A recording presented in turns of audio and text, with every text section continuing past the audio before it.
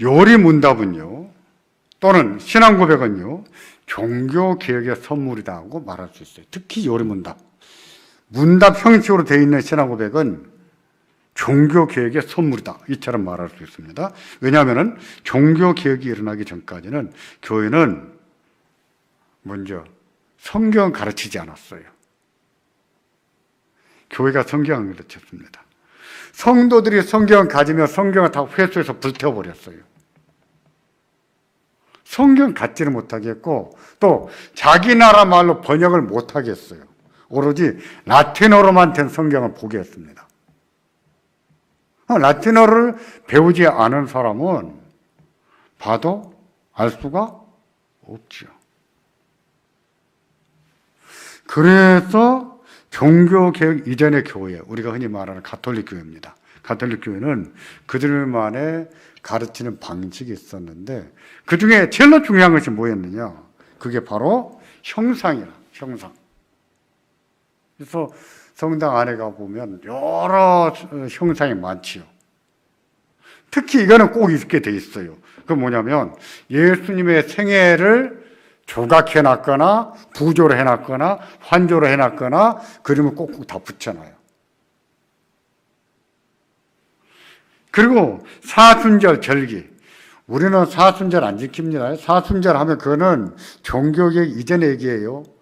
개혁교회는 사순절 같은 거 안 합니다. 대강절 안 합니다.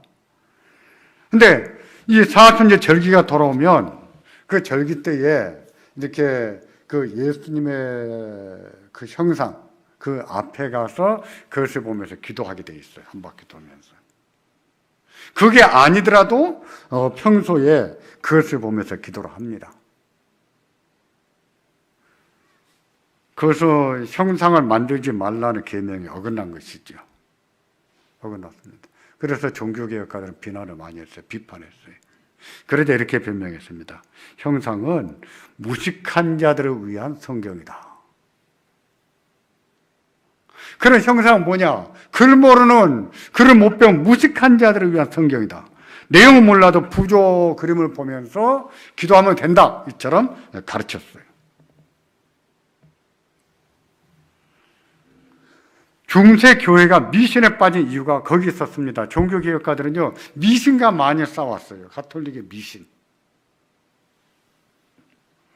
성경에 대한 지식이 없이 종교적 형식만 붙든데 교회에 타락한 원인이 있죠. 그들에게는 성경이 중요하지 않아요.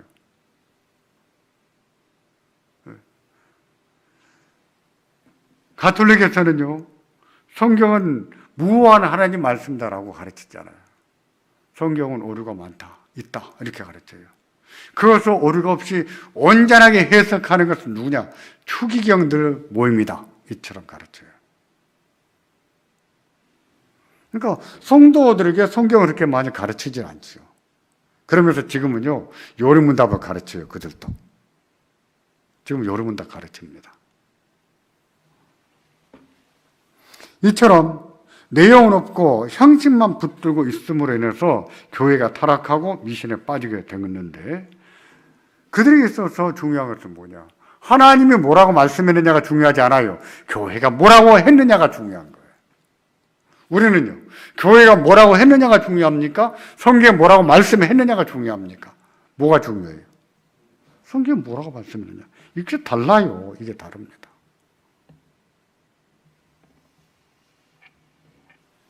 종교개혁가들은요, 왜 교회가 미신에 빠졌는가? 왜 교회가 하나님을 떠났는가? 왜 교회가 타락했는가? 그 원인은 성경 말씀을 가르치지 않았기 때문이다 라고 진단했어요.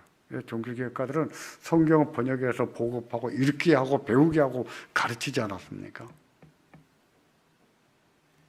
그러면서 이게 원체 성경이 비싸니까 일반인들이 가질 수가 없었어요. 그때는. 또 아마 잘은 모르겠는데 제 생각에는 문명률, 글을 읽고 해독할 수 있는 그런 문명률은 대한민국이 세계에서 아마 1등, 2등 아닐까 싶어요. 근데 말은 해도 자기 나라 글을 못 쓰는, 글을 모르는 나라가 많이 있더라고요. 그런 나라가 의외로 많아요. 우리가 워낙 문명률이 높다 보니까 문맹에 대해서 이해를 잘 못하지요. 근데 지금도 문맹률이 높은 그런 나라들이 많아요. 근데 그런 사람들에게 이걸 어떻게 읽히고 어떻게 가르칠 것이냐.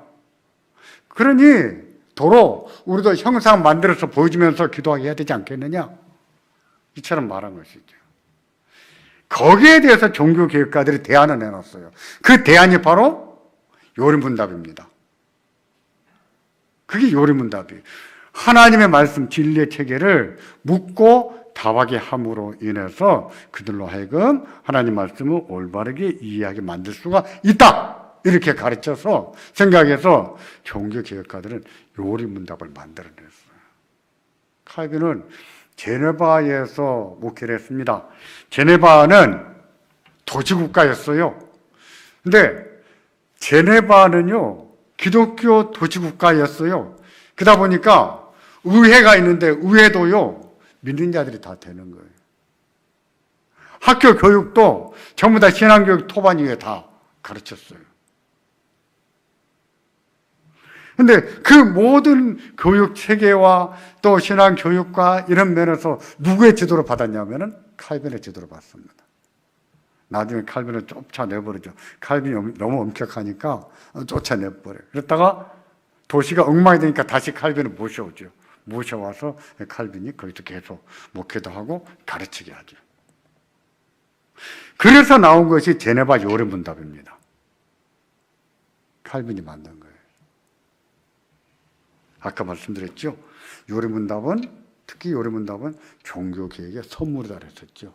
문답하는 형식으로 하나님 말씀을 가르치게 된 겁니다.